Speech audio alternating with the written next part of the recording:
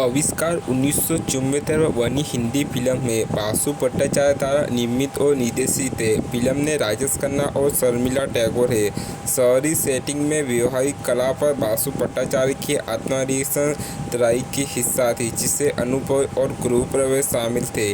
Film को समीक्षाओं द्वारा सराहा गया था और लोगों ने इसे बॉलीवुड में 5 में से 5 स्टार दिया था।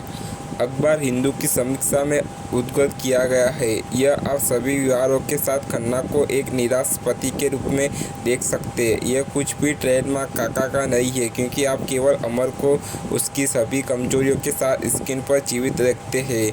यह अवश्य होना चाहिए कि इसे उभरते सितारे के लिए ऐसी भूमिका चुनना चुनौतीपूर्ण रहा है, जहां वह पारंपरिक अर्थों में नायक नहीं थे। खन्ना ने इस परियोजना में अभिनय करने के लिए अपने पारिश्रमिक का 70% माफ कर दिया था। इंटरनेट साइट स्कोर इन की समीक्षाओं ने कहा कि आविष्कार नियमित रूप से राजेश खन्ना की फिल्म है। सिगरेट के धुएं के कोहर के माध्यम से अमर की स्थिति निगाहें उसकी अतिरिक्त दुनिया के बिखरने के बाद की थकान की सुस्ती का संचार करती है। जब वह बोलता है तो उसकी आवाज़ होती है कम और अपने शत्रुपूर्ण तस्वीर के साथ 2 टकराव वाले फ्लैशबैक में खन्ना का प्रदर्शन बासु भट्टाचार्य के घरेलू नाटक में सुपरस्टार का शानदार प्रदर्शन उनकी अज्ञात प्रतिभा को साबित करता है।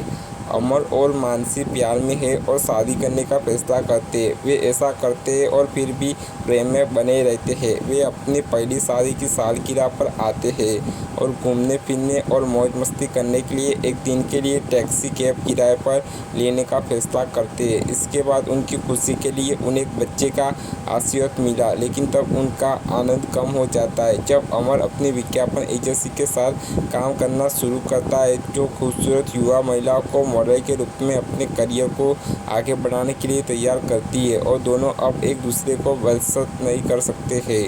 अमर एक विज्ञापन एजेंसी में काम करता है और एक रात जब वह अपने कार्यालय में अकेला था, तब कर्मचारी में से एक रीता अंदर आती है और उसे एक फिल्म में शामिल होने के लिए आमंत्रित करती है। घर वापसी मानसी अपने बच्चे और नौकरानी मार्गरीट के साथ घर पर है।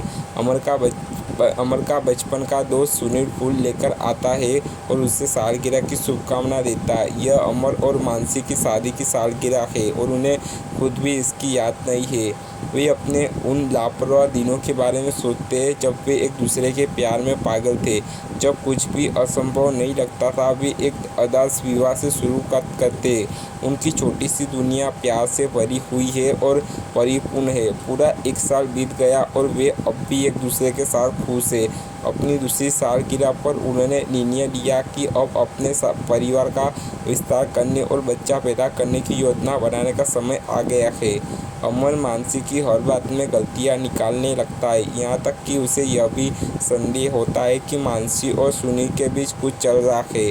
मानसी को भी रीता के बारे में पता है और अमर चाहता था कि मानसी भी रीता की तरह समझदार हो। हालांकि समस्या है, फिर भी वे उन्हें सुलझा लेते हैं। मानसी अगली सुबह दूधवाली के आने पर उठती है और जब वह बाहर आती है तो वह उन फूलों को देखती है जिन्हें अमर पिछली रात बाहर छोड़ गया था। अमर पीछे से आता है और उसे उन्हें उठाते हुए देखता है। वह उसे गले लगाता है और वे एक साथ अंदर चले जाते हैं।